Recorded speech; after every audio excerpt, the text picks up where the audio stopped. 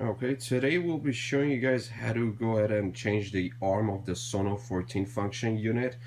First step that we'll be taking is we have two screws on the top and we have two screws in the bottom right over here. So we're going to take those screws out.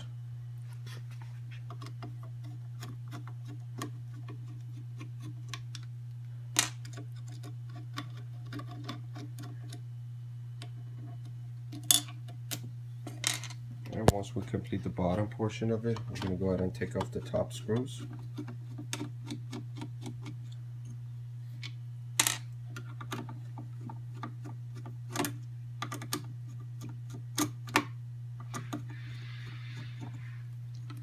And final stage, we'll go ahead and just pull it out.